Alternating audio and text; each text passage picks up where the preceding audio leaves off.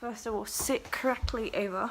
Hi everyone, October is officially over. It's November 2nd and I thought that I would do a wrap up, do the like proper bookstagram thing and do a wrap up. So that's what I'm going to be doing today. I read a whopping 7 books this October. Something came over me just before fall break and then I didn't read for almost the entire break. But 7 books is pretty good for me, so let's go. So the first book that I read in October was Percy Jackson and the Titan's Curse. I gave it 4 stars because I found it very entertaining. While of course the language is middle grade, I wasn't too challenged. I really did enjoy it. I thought it was great. I can't wait to finish the... Wait, someone's outside my window. Hello, stranger. No. I can't wait to finish the Percy Jackson series because this is the longest I've ever gotten. So I'm very excited about that. Didn't read any more Percy Jackson than that in October, so you know. All of the books that I read this October was read as an ebook from Overdrive because I am on a book buying ban. So I can't buy books because I need to save money, which is why I don't have any of the books. The next book I read this October was They Both Died at the End by Adam Silvera. As an avid fan of Adam Silvera, I loved it. I thought it was magnificent. I thought it was amazing. I thought the language was awesome. I thought the romance wasn't too forced. I thought the romance wasn't too cliche or like disgusting. I thought it was heartbreaking, just like I thought it would be.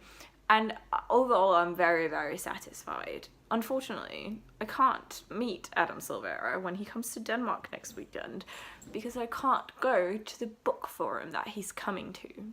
To get over the heartbreak that was They Both Died at the End, I read The Upside of Unrequited by Becky Albertalli for a fun, light read about love, I guess.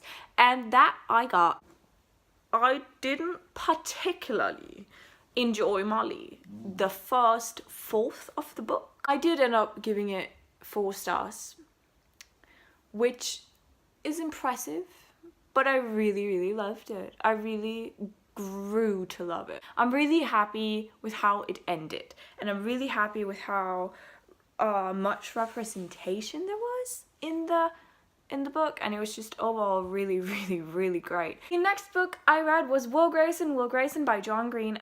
I gave Will Grayson 3 stars, and I did this because I had a very hard time getting into the book. Also, I didn't think the book was that great. I found it particularly hard to get into the book, and also just I wasn't too fond of the entire book, so that it's 3 stars. It's an alright book. Didn't love it. I read Coraline by Neil Gaiman, and I did this because I felt like getting in the Halloween spirit, I guess, and Coraline is the best way to do that. I watched Coraline when I was a child and it got into the movies and I loved it. I absolutely adored it. I thought it was a great movie. And then I read the book, and I read the graphic novel as well a long time ago. And then I thought, why not reread it? And it's still great. I gave it 3 stars mainly because it is a children's book. It was a great trip down memory lane, but still it was a children's novel, and there were some issues that I had that I can't apply really to a children's novel. I probably could, but I'm not going to. So 3 stars for Coraline. Here comes... God. I read To All the Boys I Loved Before and P.S. I Still Love You, both by Jenny Han, and they're both in the same, like, it's the same series, which is the To All the Boys I've Loved Before series, and I heard so much good about this, and then I thought, Ava, you should read this. You should enjoy this. You should just give yourself another romantic read this October. Have some fun.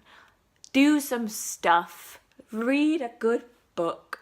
And you know, I actually thought I would be reading a good book, but they both ended up getting 2 stars.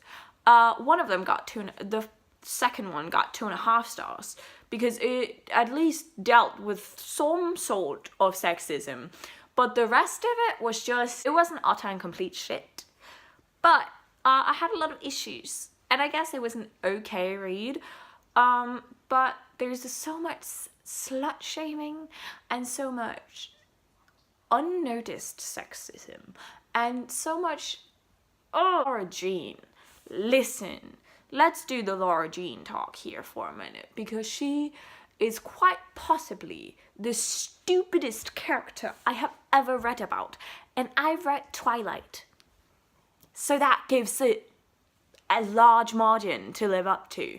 And it just, I was so mad, and then I thought I need to read the next one, and I realized that I hate Reddit, just like I hate watch movies that I know I'm gonna hate. And I think I'm gonna read the third one as well, see if it's good. Probably not. Who knows? Currently, I went to the library yesterday, so now I'm reading Six of Crows by Leigh Bardugo, and I am loving it. I am excited. Exciting. I cannot wait to finish it. Thank you so much for watching this video. That was really nice of you. What did you read in October? If you want to let me know, if you have any suggestions, if you don't agree with any of my deliberations on the books that I've read, please challenge them. Otherwise, have a great November, and I'll probably see you in January.